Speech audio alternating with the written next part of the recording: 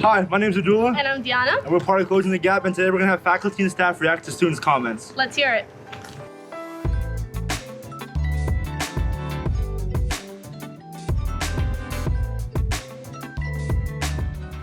Okay, so the first set of remarks are not rounding up decimal grades is evil.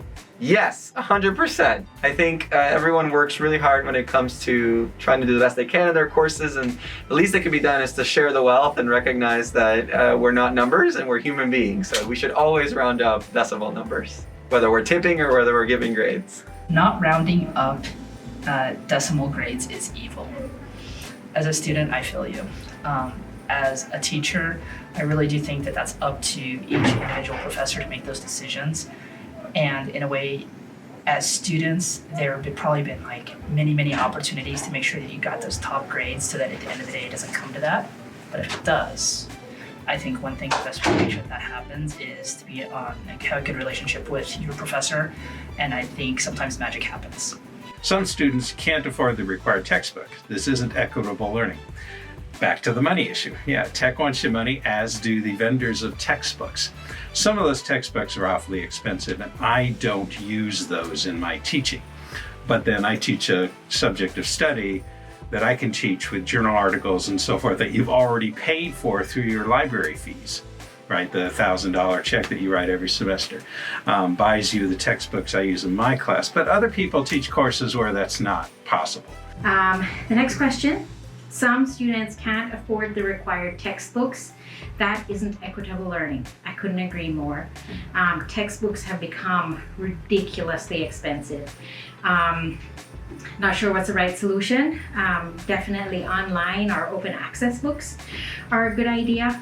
Or maybe sharing more information with PowerPoint slides or something. But definitely textbooks and those added expenses do not make learning equitable. Some students can't afford the required textbooks. That isn't equitable learning, and I completely agree with that.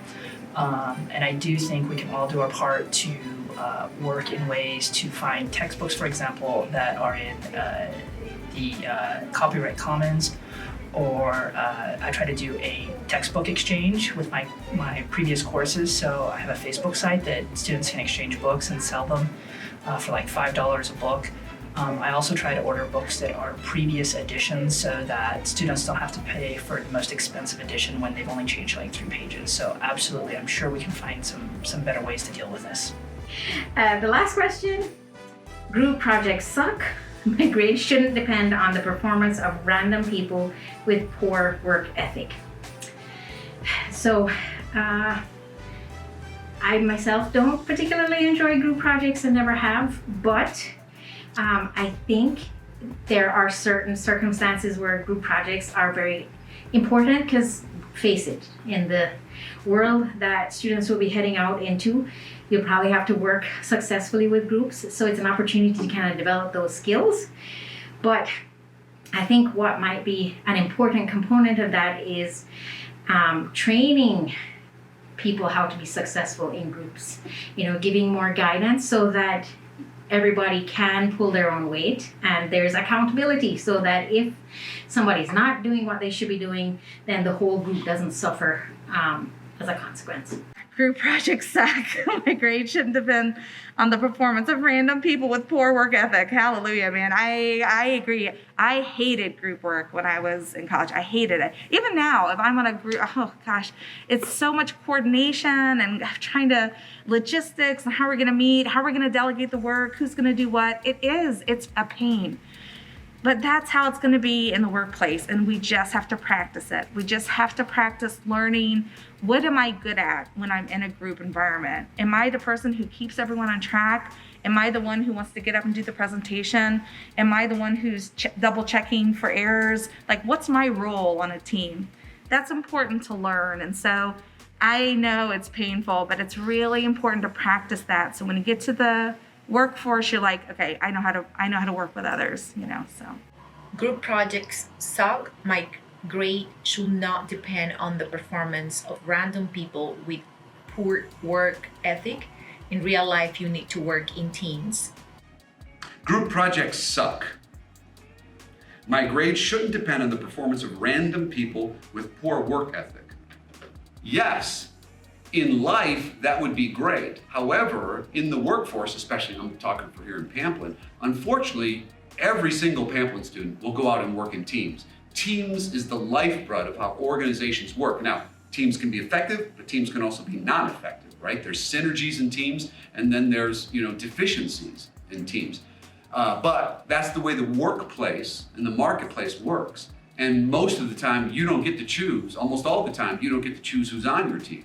And so learning how to work with other people and solving things at the team level as a team unit, even in the face of adversity of somebody not doing their work, teaching all of you how to do that better is critical. So I understand the feeling. That feeling is totally understandable.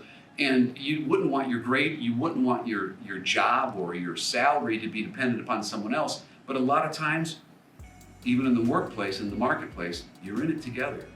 And so it's quite a skill to learn how to navigate those situations. Why am I paying for a parking pass and there's nowhere to park? I feel your pain here. I also have trouble finding parking on campus. Hopefully soon the new garage, once that's up, will sort of alleviate that a little bit. But in the meantime, it is very difficult, and I understand where folks are coming from for wanting to have a little bit more leniency with parking and not paying for a pass if you're not going to be able to get a guaranteed spot somewhere on campus that's at least somewhat accessible to where you need to be. So if they have a good solution to that, that would be really great. I would love an easy, be able to go out for a lunch meeting and then come back and not worry about being late for the next class because I couldn't find a parking spot. Why am I paying for a parking pass and there's nowhere to park? So this is an interesting question. This is a question that we get often from students, and typically what we find is that parking availability, there's quite a bit of places to park. It's just there's a desire certainly to park next to a building when you may not have that ability to do so. But there are quite a few student commuter spaces that are on campus are available to students. It does require having to adjust travel plans to be able to get here sooner probably than you would normally get here, and it might involve either walking across campus or potentially having to use the Blacksburg Transit or shuttle around campus. So I would say that it might be worth being able to look through campus to look at parking spaces, the parking lots that are available, and there are many of them, and then you may have to adjust your parking situation in order to be able to get to class. But we are looking at a scenario here where everybody will not be able to park next to the building, our academic building, where they need to go to class or meet with someone in, but they certainly do. There certainly does seem to be enough parking if you're willing to be able to make that trip. Professors need to be more enthusiastic while teaching. I completely agree. I do think that when we have been given the responsibility to stand up and impart our knowledge, we need to do so in a way that can provide a better service than what students can read in the textbooks or find online. So I do think we have a part of our position is to make sure that students are learning in an engaging way. So maybe not necessarily up there to be a show, but definitely to be engaging. That is our responsibility. Professors need to be more enthusiastic while teaching. 100% agree. I feel like Virginia Tech cares about my tuition money more than me. It's true that Virginia Tech cares about your tuition money. Virginia Tech can't keep the lights on if it doesn't take in a certain amount of income.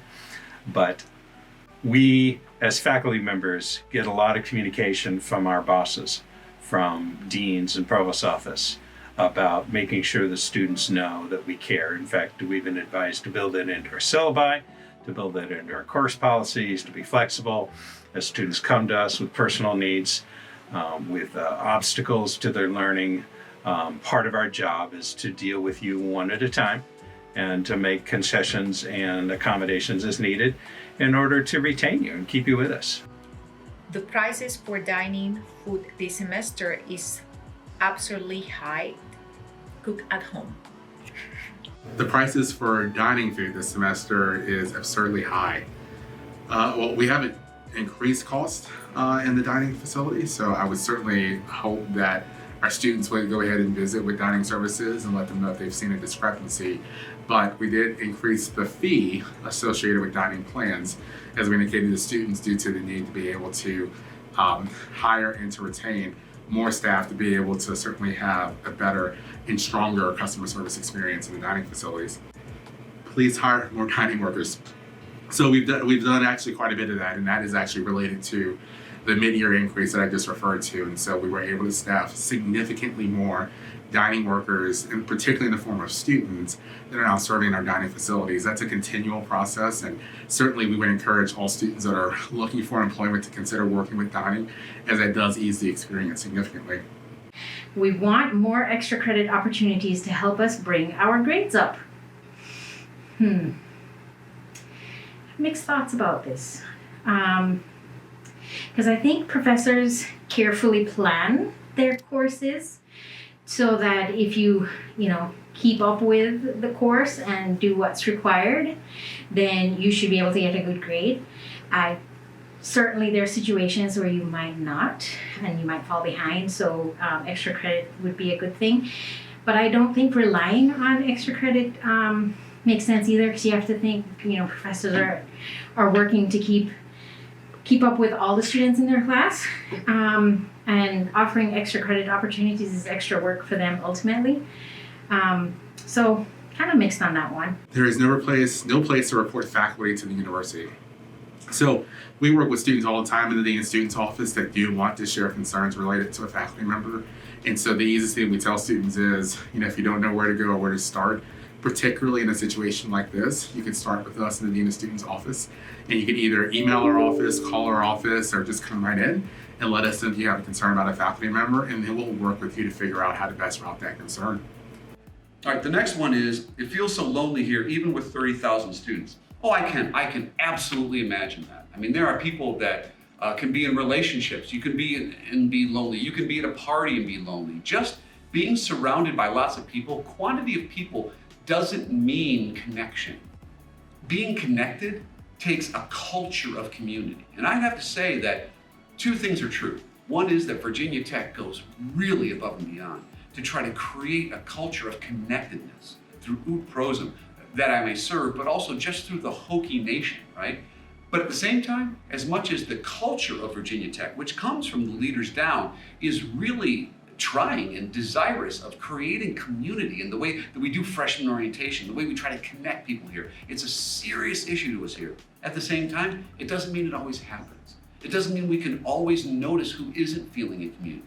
So it takes more than just the staff and the instructors, which is our job to do. It takes all of us here at Virginia Tech to keep our radar out for who may be feeling that way. Because if you are, it's probably not an easy thing to tell people, right?